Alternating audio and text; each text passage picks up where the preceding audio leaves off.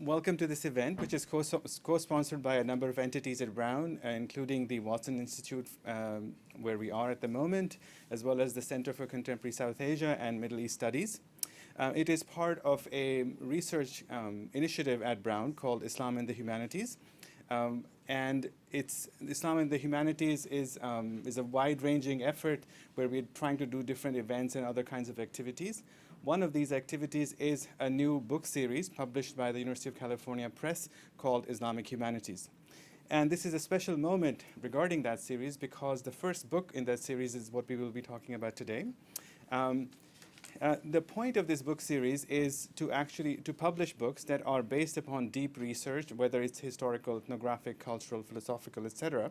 But the books have to be written in a way that they are accessible beyond very limited audiences. So what we want is people who are working in the study of Islam to write and to publish things that are accessible to academics outside of Islamic studies, but also to the public at large.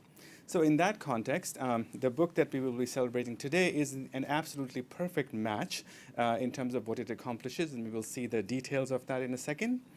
So it's my pleasure to welcome the author of the book, Professor Shenila Khoja-Moolji. Professor Khoja-Moolji is Assistant Professor of, let me make sure I have it correct, Gender, Sexuality, and Women's Studies at Bowdoin College. We are welcoming her back because she's a graduate of Brown from the class of 2005, after which she did an MA at Harvard and then a PhD at Columbia and then a postdoctoral fellowship at the University of Pennsylvania.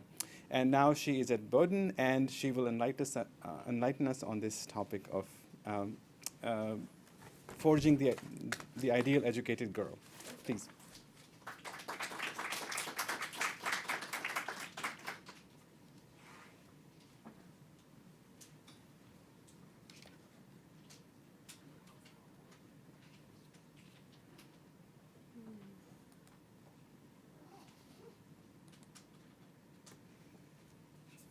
Okay, thank you, Professor Shahzad Bashir, for the introduction. I am delighted to be back at Brown. I am also so happy to see my undergraduate advisor, Reverend Janet Cooper Nelson here. I have to say that Brown would not have been the same for me without her, and so we've now been friends for over a decade, and so that is a testament to the kind of mentorship that Brown undergraduate provided for me and tries to provide for others too. So I'm really delighted to be back. I also wanted to thank Shahzad Bashir, the Middle East program, and the other sponsors for inviting me to this talk. Also, the Islamic Humanities series has made the electronic version of this book available for free, which I think is an absolutely amazing commitment to making scholarship more accessible. The book has been reviewed in a magazine in Dhaka and in newspapers in Pakistan, and I think that kind of circulation of scholarship often is not possible without opening up these the economic boundaries that are set up. So I'm really grateful for this endowment as well. Let me begin first by sharing around how this book came into being. So in recent years, there has been a convergence on the figure of the girl in international development policy and practice.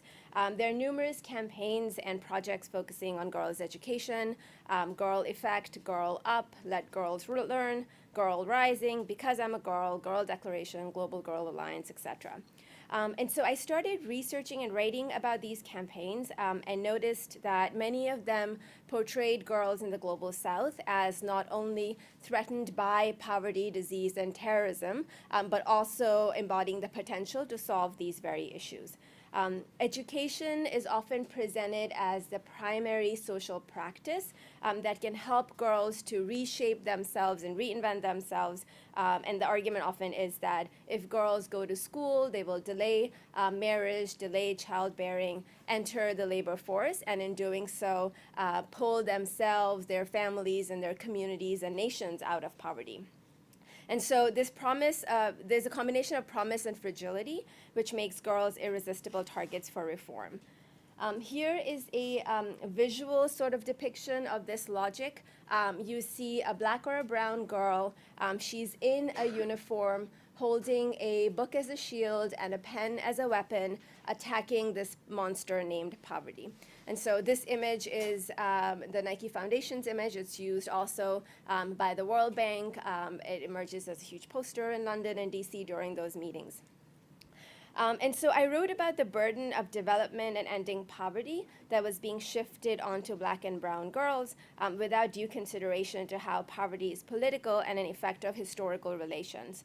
I argued that girls are called on to reshape themselves into flexible labor for the neoliberal economy. Nicholas Kristof, for example, has an op-ed that's entitled "Two Cheers for the Sweatshop." And so the idea is that the girls can be this flexible labor rather than critiquing capitalist and racist exploitation that leads to the displacement and dispossession of girls in the first place. I also inquired into the kind of girlhood that is portrayed as being desirable. I noted in particular that models of successful girlhood are often premised on white middle-class sensibilities, and then girls who are unable to perform this kind of girlhood due to structural disadvantages, they are marked as failed girls. And so in the context of the US, you hear at-risk girls. In some of the contexts where I study, these are traditional backward girls. So those are some of the terms that come up. However, as I was doing some of this research, I was reminded of how this enticement of the figure of the educated girl is not a new phenomenon. We find similar concern with women's education during the 18th and 19th century in colonial India as well. You have colonial administrators, Christian missionaries, as well as Muslim social reformers who, for different reasons, claimed that education would save and civilize or reform women. And so in the book, I decided to trace these myriad articulations of the figure of the educated girl in the context of colonial India and Pakistan during the past 100 years. I wasn't really interested in excavating some essential characteristics of the girl, but to inquire into how she comes into being, the webs of discourses in which she's entangled, and the ways in which her constitution shifts over time. And so I was interested to find out, what is she expected to learn, where, for what purpose, and if these imaginations about girlhoods differ for girls from different socioeconomic classes. In the book, I decided to focus on three moments: the turn of the 20th century, the early decades after the political establishment of Pakistan, so 1950s and 60s, and then the turn of the 21st century. Specifically, I follow the girl in the writings of Muslim male social reformers, so didactic text, political speeches, etc.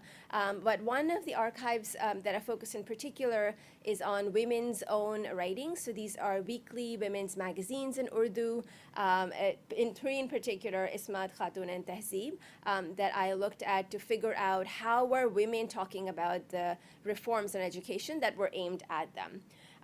For the time right after the political establishment of Pakistan, I focused on policy documents, political speeches, and also state-sponsored new enterprises that were emerging at that point.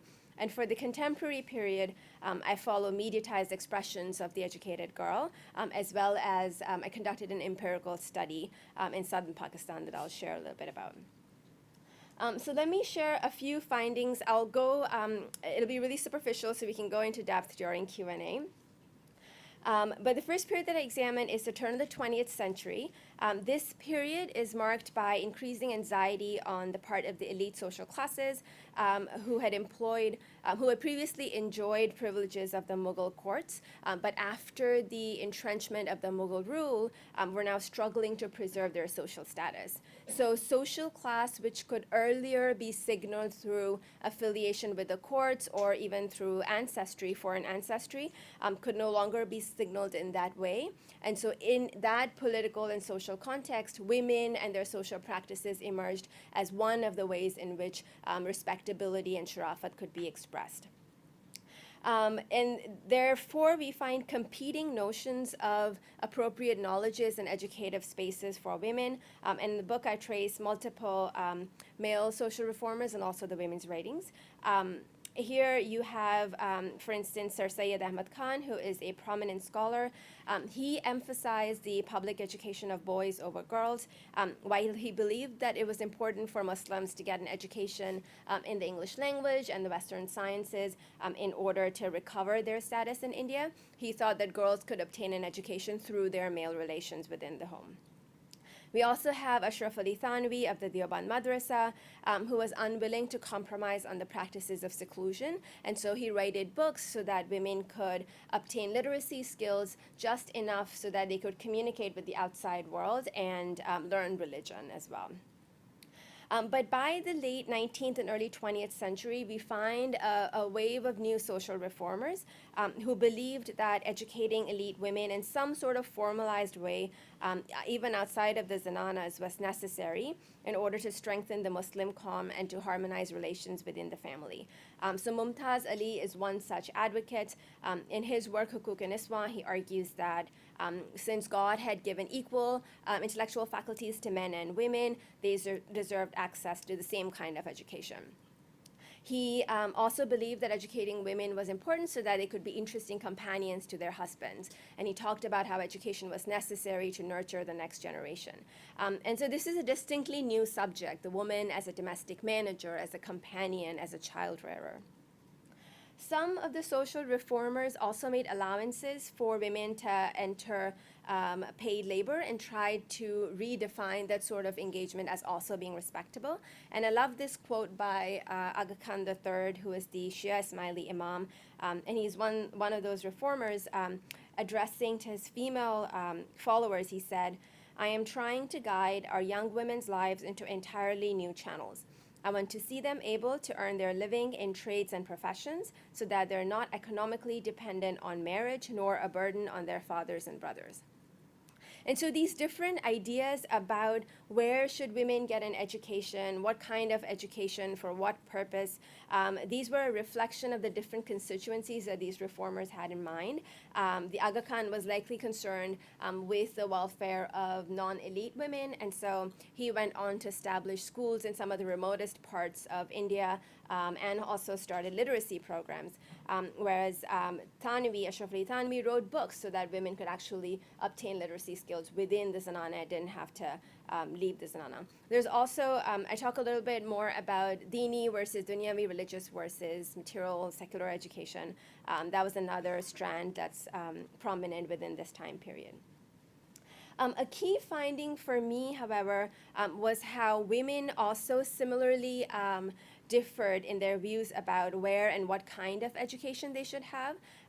Some called for the establishment of funds so that female ustanis, female teachers could be invited to come to home so they did not have to leave their homosocial spaces. Others wanted access to British schools, and yet others critiqued male social reformers for not working to establish Islami schools for girls, just as they had been doing for men. What was additionally interesting for me was how the class dimension comes up in these articulations of education and what education is supposed to do for women. And to analyze that, I looked at the work of Muhammadi Begum, who is a pioneer Urdu editor and writer.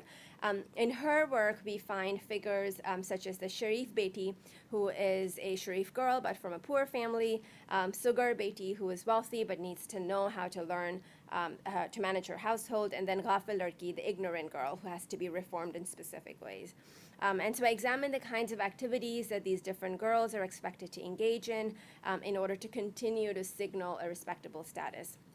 So just as an example, the Sharif Beti, the respectable girl who has now fallen into bad, poor economic circumstances, Muhammadi Begum calls on her to learn hunar, skills that would allow her to at least support her family financially while figuring out ways that she didn't compromise the practices of parda.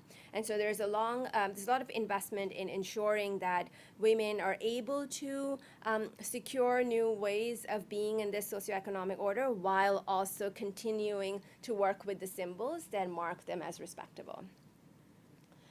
When we move to the early decades after the political establishment of Pakistan, we continue to find articulations of ideal women and girls at this time, but this time they're closely linked to the project of nation building, modernization, development, and the role of Islam in the new nation. In particular, I noticed that women are idealized either as mothers of future citizens or as daughter workers. So in this slide, you see some of the advertisement which kind of symbolize these findings. Women here are called on to become discerning consumers, to learn about hygiene in order to make sure that their children grow up to be valuable citizens for Pakistan. In this slide, you see the image of the daughter worker. So women are called on to become, to participate in building the nation, participating in state-sponsored enterprises, but their articulation circumscribes any kind of re-articulation of womanhood. So they are marked as ideal caregivers, and now they're called on to extend their caregiving responsibilities from the home to the nation. So on the advertisement on the left, you see on the world's most interesting airlines, our pilots have been trained for years, our hostesses for centuries. And then on the right, you see Pakistani girls make good daughters. No wonder they are such good hostesses. And so the idioms in and through which the girl is called on re-articulates her within frames of familial and national welfare. During this time, we also find an articulation of failed educated girl subjects. And so in the book, I look at this study that was done with girls in the 1950s, and the author categorizes girls into ultra-modern, modern, and parda nashin, women who wear parda. And so the ultra-modern girls are the ones who are enamored by the West. They drink, they smoke, they play the piano. That was interesting. They look down upon Pakistanis, and so they do not have the ideal relationship to Islam or the state to be marked as desirable for the nation.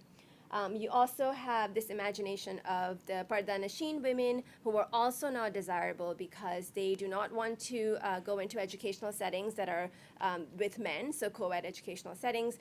They also do not want to work. They don't want to participate in the labor force. And because by not doing so, they cannot participate in the development of the nation, they're also, according to the author, not desirable. And so what that leaves is the imagination of this modern girl who has the ideal relationship to Islam and to the nation and can participate in the modernization and development of Pakistan. Finally, in the present contemporary period, as I noted at the beginning of this talk, we encounter this transnational discourse on girls' education that portrays empowered girls or educated girls as promising prosperity and harmony and an end to poverty in this transnational discourse. And so I wanted to consider how these imaginations play out on the ground. And so I did this empirical study in southern Pakistan. I went back to the community where I'm from. So this is where I grew up. I wanted to show you my apartment. Well, it's no longer my apartment. But the red circle that you see, this is the apartment that I grew up in. And so I keep going back to the same community, primarily for volunteer work, but sometimes for research as well. And so I went back and I wanted to speak with students, girls primarily, teachers, and also parents. I conducted over 30 focus groups, but in the book I write about 12 that are specifically around limitations that schooling has introduced in the lives of low-income girls. And so one of the ways I recruited was, this is a community, it's a gated community. So the closer you are to the center, which is a religious space, a community center, the wealthier you are. And the farther away you move from the center, the more economically precarious you become. And so this particular building is outside the gated community. And so what I wanted was to actually speak with girls who are not even part of the communities, but actually were living in residential spaces outside of the gated community. I asked open-ended questions in Urdu and Sindhi. Only one of my participants actually spoke English. And so I asked them, what does Talim, education, mean for you? What is the purpose of education? And what limitations of formal schooling are there any?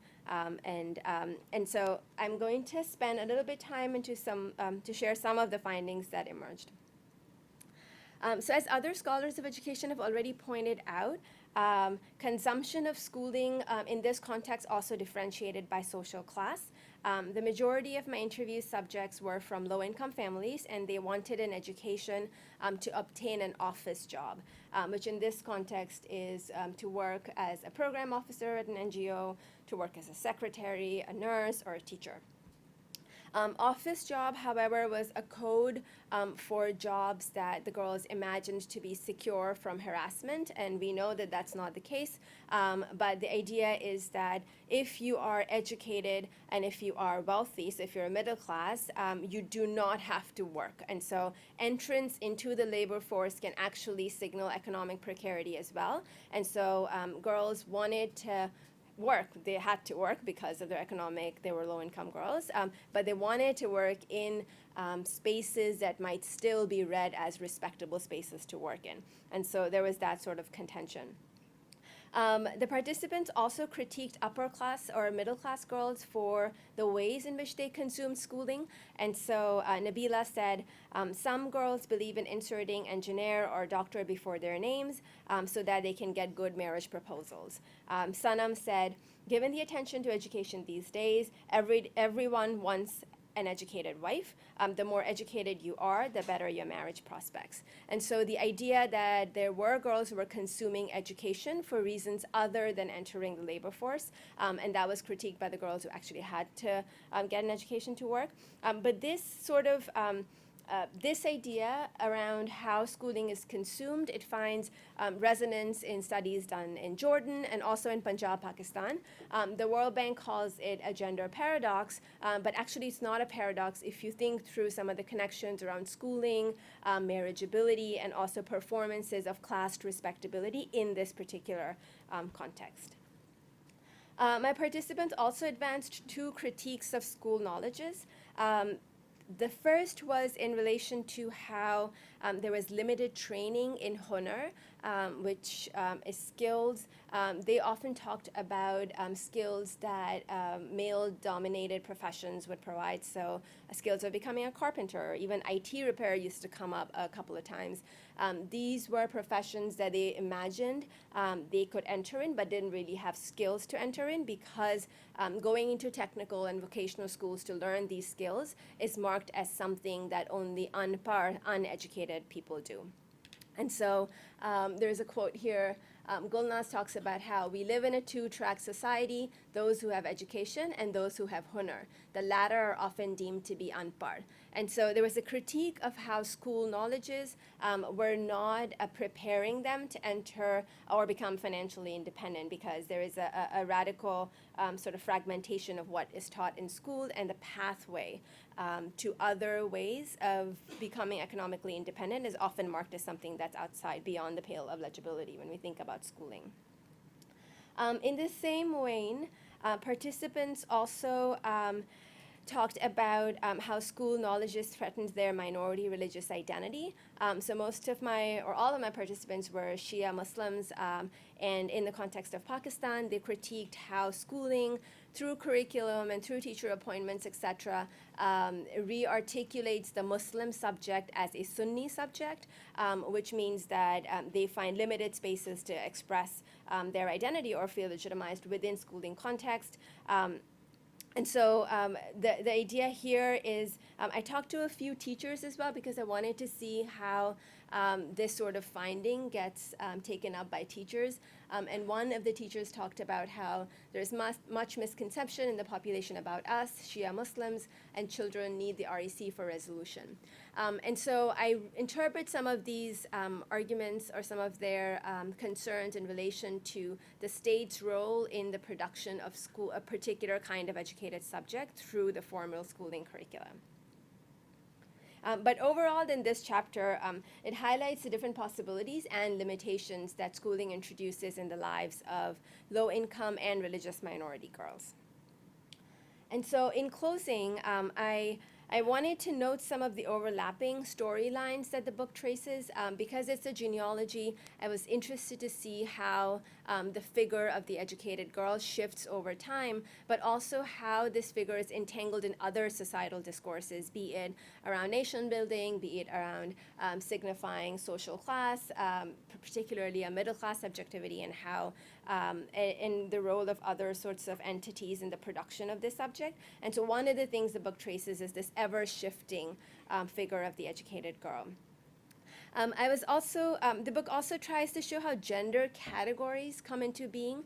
And so we move from a composite figure of girl, woman at the turn of the 20th century to a sort of disaggregated female figures where you have a figure of the ladki, the girl, and aurat, woman as well. And one of the reasons why the girl emerges is because of the rise of mass schooling. And so you have these spaces now, the particular institutions where you can locate the girl. And so the girl emerges as a site for concern because of these, the ways in which institutions develop, and then most recently, the transnational discourse on girl empowerment and girls' ed. And then finally, I wanted to bring to bear women's voices from the turn of the 20th century. Women were writing in these magazines, they were writing letters, they were writing these pamphlets, for example, materials that are not really archived because they're not legible as worthy of being archived in scholarly spaces. And so one of the things that I wanted to note is that women were really not silent objects of the reforms that were aimed at them, particularly elite women. Women were thinking through, they were engaging in these reforms, and often also disagreed with some of their male social reformers. Okay, thank you very much. I will take questions now. Yeah. Thank you.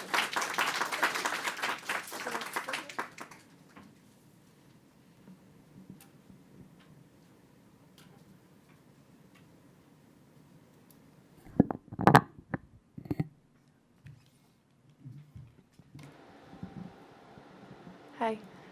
When you first started this research project, how did you decide how you're going to structure the focus groups and that was your method for researching? Did you have a goal in mind for what you wanted to find out, or did you come up with it sort of along the way? So the focus group study, as I had mentioned, I actually did a much more involved study. It was at least 30 or 35 focus groups in total. And I was looking at different groups of girls. The girls included in this text are from low-income communities. All are religious minorities. But I was also interviewing girls who had dropped out of school because I wanted to see what happens when girls drop out of school, what are some of the pathways that are available to them, but why essentially do they do that? One of my enduring concerns, because I'm a Pakistani, has been to re-articulate how we imagine Muslims, how we imagine Muslim Pakistani families. I think the general dominant discourse is that they're inhospitable, 2 girls, 2 women. And I wanted I've tried to write about how that, well, yes, there are inhospitable people in all communities and not just Pakistan. And so I wanted to also write about the difficulty that often surrounds when girls drop out of schools and the pain that the parents feel. And so I went in, so my study was around that. I did a lot of work in documenting some of the very difficult decisions that girls make when they drop out of school, and how it's also difficult for their parents. They don't want their children to drop out of schools. And then I had this other study that I had done, and as I was writing the book, I thought that it was a very interesting way to look at how schooling, which we celebrate as really emancipatory, can also be problematic. It can be experienced in problematic ways by girls from specific social and social economic classes and religious backgrounds. And so I included in the book because it provides a way to think about something that's transnational in a very localized way as well, to extend our discussion, right? So it's not that girls shouldn't go to school. I think we have to start thinking about, okay, what are some of the ways in which we can make schools and education and the entire enterprise more hospitable to different kinds of girls.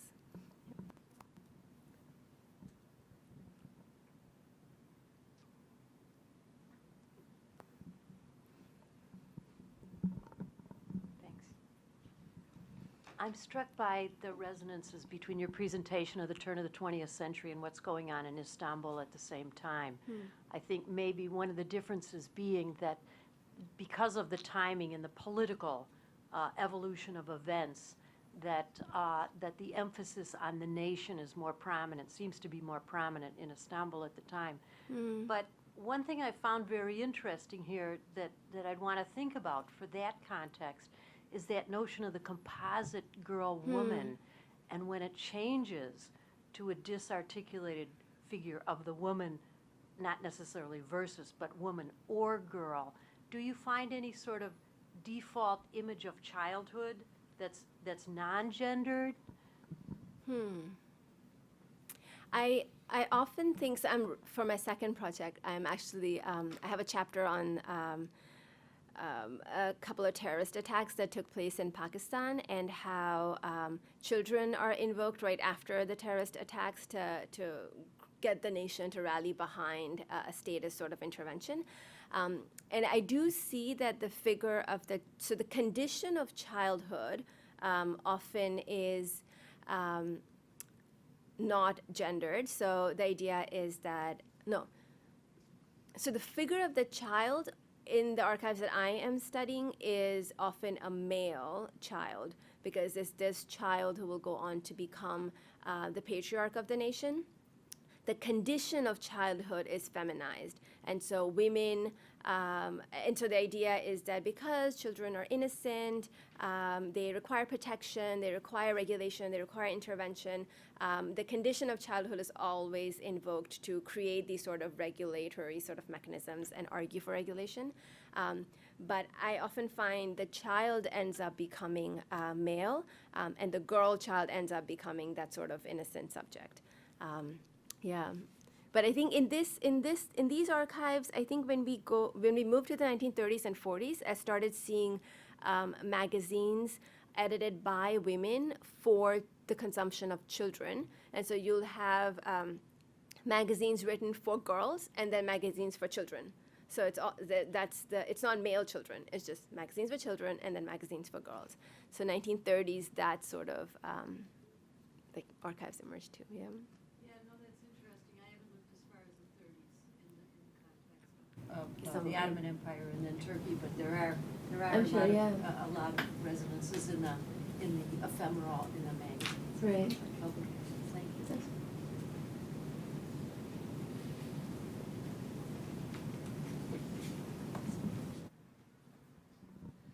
So the dichotomy between the girl and the woman, as you were showing, and its change historically.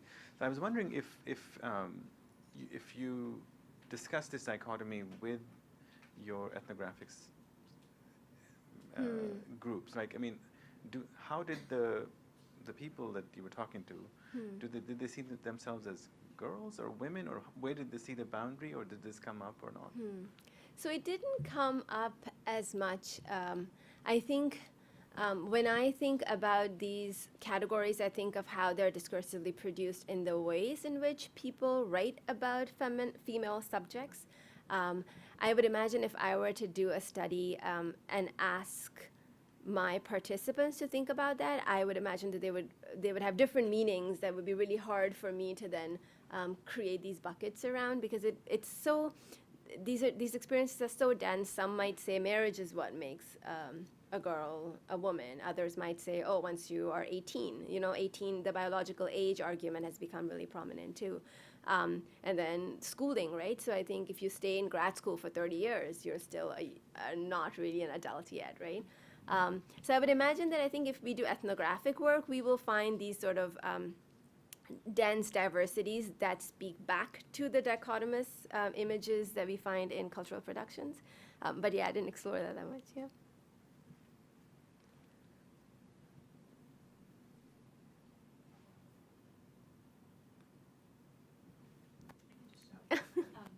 I'm wondering what happens as the image of the girl shifts.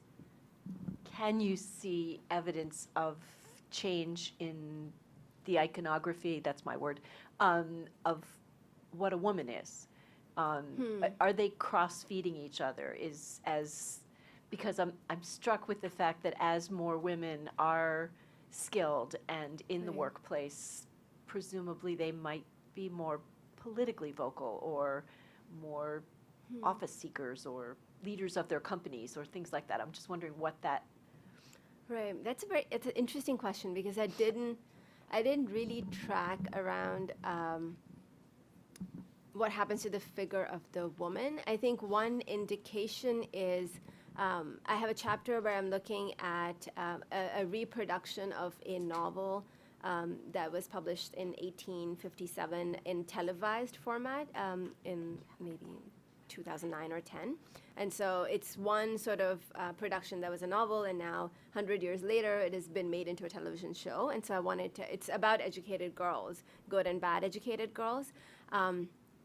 And so I think there we can see how these imaginations have direct implications for how women are supposed to manage their homes. And so a good woman manages her home in specific ways. A bad woman manages her home by destroying it. And how it's not really education, secular education, that influences how they will go about doing this, but it's the education, the word is tarbiyat, the education that they gain at home. And so how there's a sort of rearticulation of the home as the primary space where girls get good education and then they go on to become good women or bad women. So maybe that's one sort of indication of how that happens.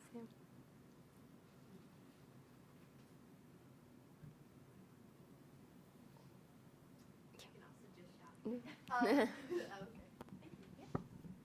I'm curious if you found any sign of community for these girls or some sort of network in which they are communicating about their education, or perhaps like older girls or young women are serving as mentors to these young girls in the education space, if there's anything like that that you're finding.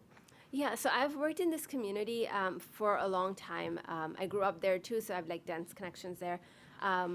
There is a lot of, so it's a faith-based community, which means that there is a lot of support that's provided from multiple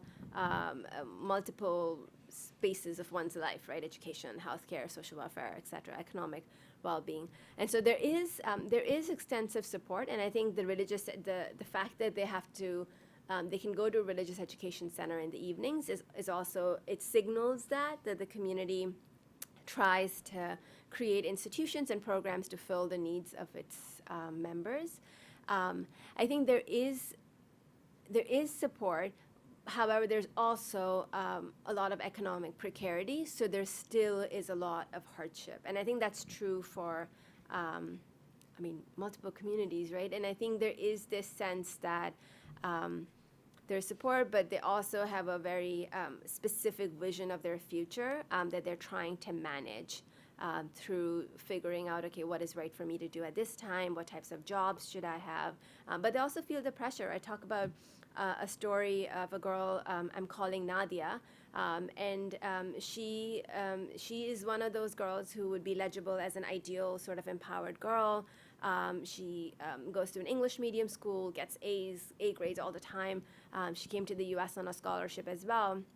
But if you read her story, there's so much pain there.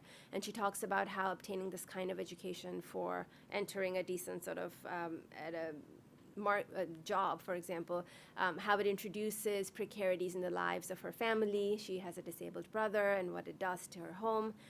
So these are all mediated ways in which people try to make life. And so I wanted to point to that in the book, that yes, there is support, but there's also a lot of tensions and hardship, yeah.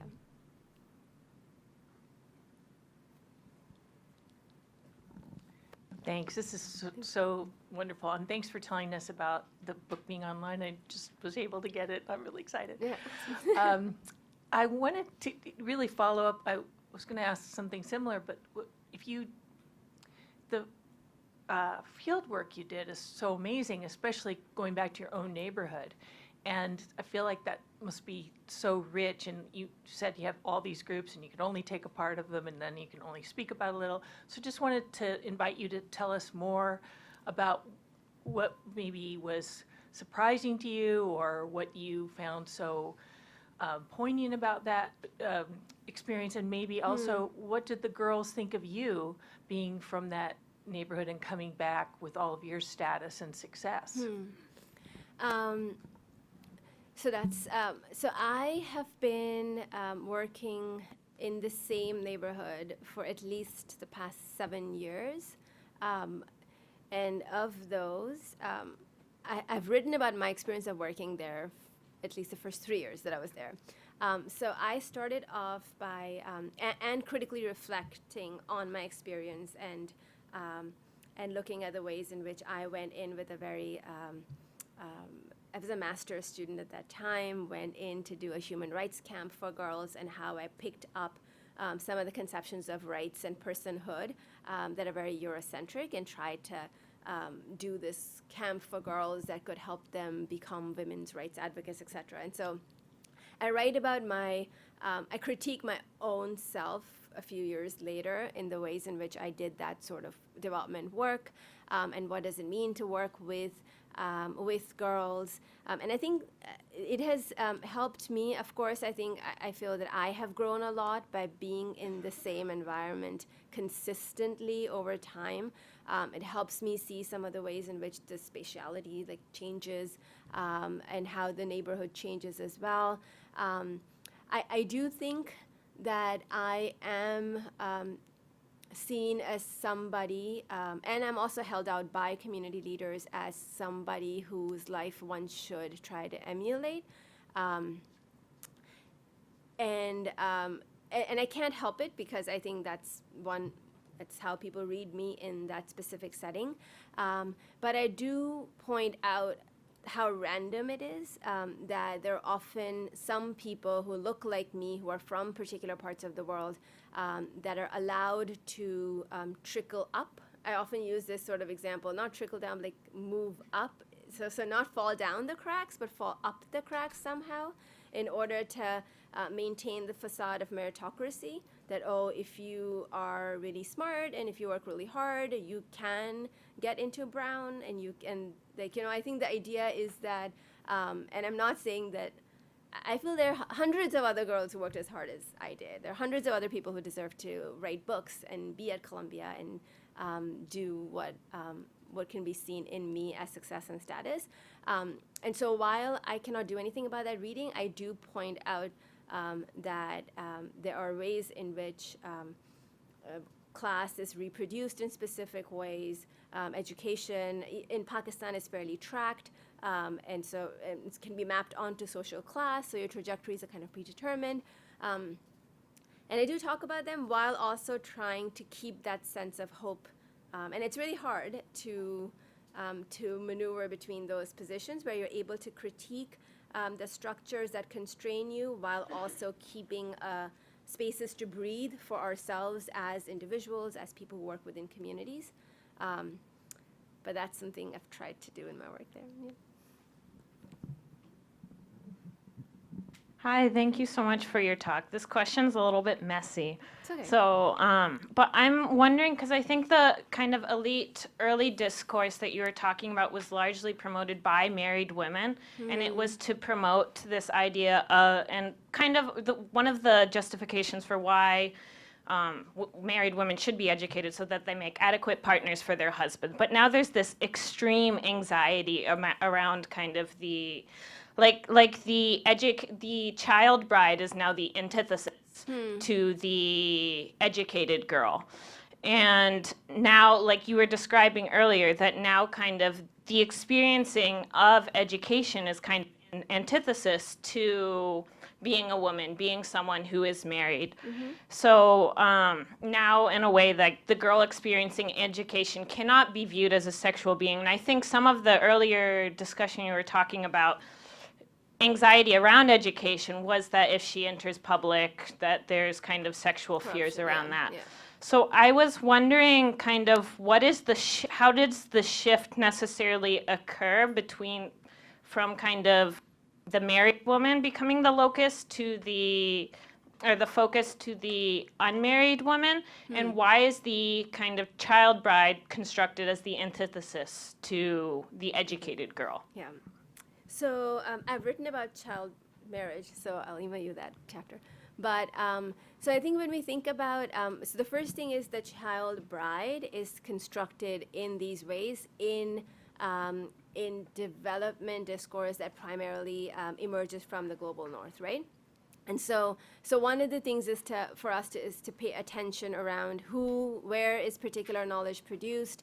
It's often produced in development agency policy documents. And to what effect, who we are imagining as its readers, where is its circulation. And so the specter of this child bride, as you said, it's very provocative to then advance conceptualization of the girl who needs to be in school, who cannot be sexually active. And so there is this anxiety around the precocious sexual activity. And marriage here is, in this case, for brown girls, is one of the ways it emerges. HIV is the way in which it emerges in relation to, if you're thinking about African girls, in the context of the US, we talk about teen pregnancy. So there is this enduring concern with girls' sexual activity. It takes different idioms as we move across, but it's that sort of anxiety. And so child marriage often appears in that way.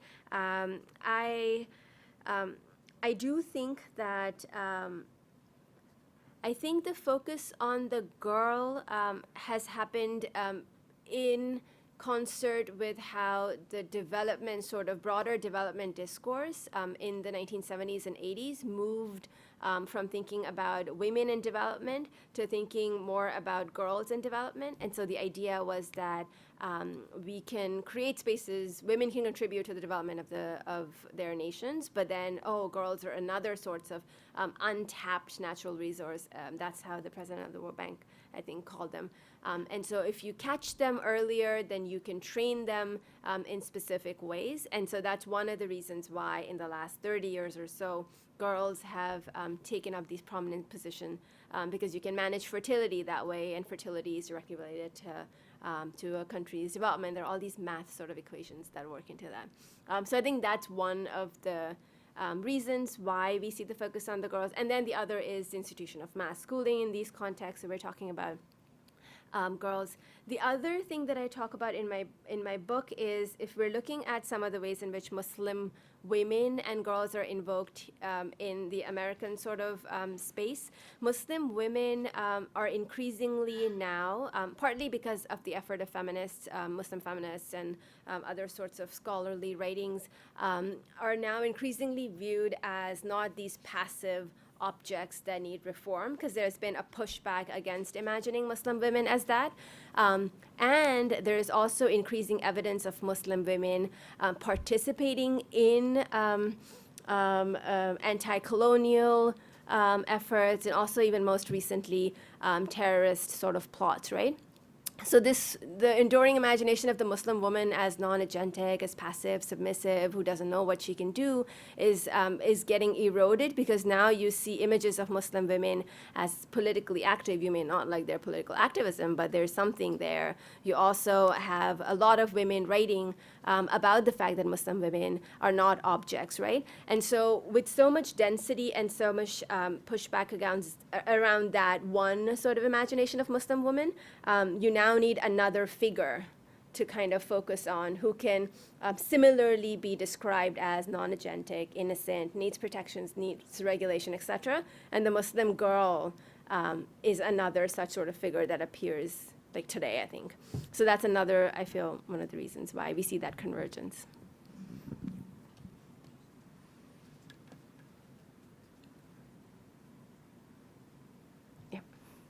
How do you think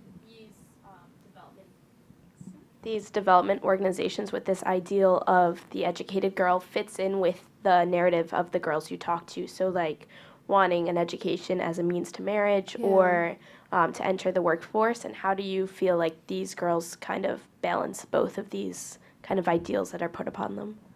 Yeah, I think that I think participating in the labor, so I think ideally the girls that I was speaking with, they do not want to enter the labor force because it's really precarious to work in these spaces. You're vulnerable to harassment of all types. And so the idea is that if you are well off, then you're not working, right? You're not, the imagination that education should lead to entrance into the labor force is not really a sort of logic that they would want to buy into or would appreciate. They just have to work.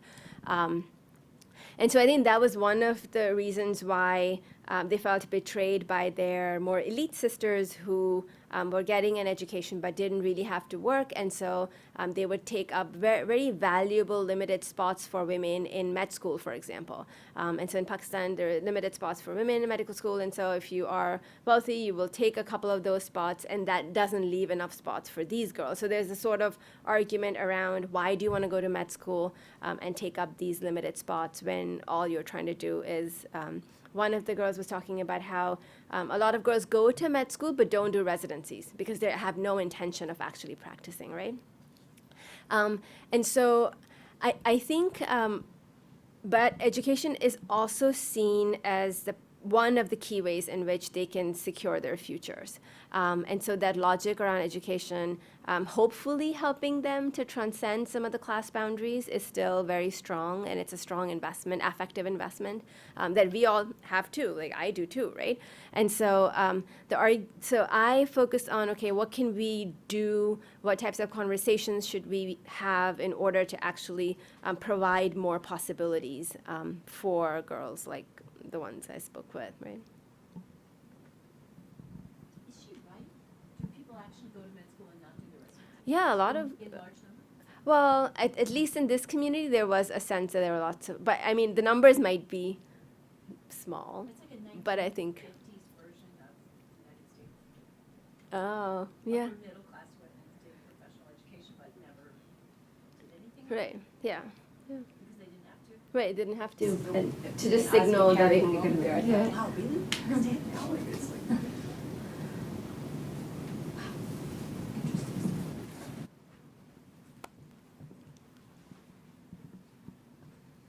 So, sorry, a second question. Yes. So one of the things about your book is really, I mean, aside from the context itself, it's about the politics of knowledge regarding all of these things and how it feeds into development, both nationally and internationally, et cetera. So I was wondering, what would be your prescription at the national, international level after having done this work? I mean, because there is a pragmatic aspect to your work, and I just wanted to hear you talk aloud about that. So I don't know if I can prescribe something, but I do think that what I hope that the book will do is allow us or compel us to become a little bit more analytical about discourses on girls' education and empowerment, to ask questions around how these subjects are produced, what are some of the power relations that undergird them, and to resist abstracting girls or education from the myriad other social practices that are deeply entangled in securing the well-being of populations, including girls. And I think that I think by showing how this girl, the educated figure, shifts over time, and how it's entangled in these other societal projects, can temper this very celebratory rhetoric around girls' empowerment that is that's at play today. I mean, even last week there was a new sort of, the former First Lady inaugurated Global Girls Alliance. So while I had thought, I've been working on this for 10 years, so in my mind I've kind of done, like I've moved on, but this is still something very, it's urgent, it's now, and so I think to ask different questions, to call for different kinds of policy interventions, to hold different agencies accountable, to track transnational flows of capital, transnational circulation of ideas, rather than to responsibilize girls in this way. I think that's, I would imagine that would be the call to action. Thanks.